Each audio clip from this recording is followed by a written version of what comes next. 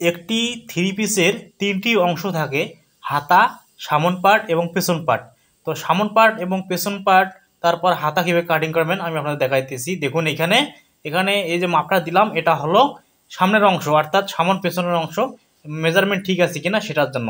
তো এখন আমি কাটিং করে দেখাবো। এখানে তিনটি অংশ আছে, সামন পার্ট এবং পেছন পার্ট। এই যে দেখুন, এই সাইড দিয়ে আমার এই যে এই পাশ দিয়ে যেখানে গলার ডিজাইন আছে, এই যে গলার ডিজাইন আছে, সেই ডিজাইন থেকে কিন্তু আমাদের কাটিং করতে হবে।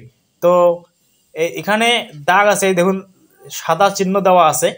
সাদা চিহ্ন বলতে এই একটা কোম্পানি থেকে, কাপড়ের কোম্পানি থেকে একটা সাদা চিহ্ন দিয়ে দিয়েছে যে এই দিক দিয়ে কাটিং করতে হবে। তো যেখানে দেখবেন সাদা চিকন লম্বা দাগ দেওয়া আছে, সেই দিকে কাটিং করবেন। তো আমি এই দিকে কাটিং করলাম, এবং নিচে নিচে দেখুন এখানে একটা সাদা দাগ দেওয়া আছে, এই যে সাদা দাগ দেওয়া আছে, সে এই পুরো দাগে, সাদা দাগে আপনারা কাটিং করবেন, কারণ এই সাদা দাগ থেকে কিন্তু হাতার অংশ বাইর হবে। এই সাদা থেকে হাতার অংশ বের হবে। তো নিচের অংশটুকু হচ্ছে হাতা, আর উপরে হচ্ছে সামন পেছন কামিজের বডি পার্ট। আশা করি বুঝতে পেরেছেন আমি কি বোঝালাম।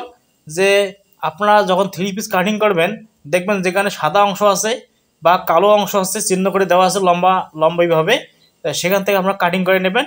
সেখানে হাতার অংশ বের হবে এবং সামন এবং পেছন পাটের অংশ বের হবে। তো সবাইকে ধন্যবাদ। আসসালামু আলাইকুম।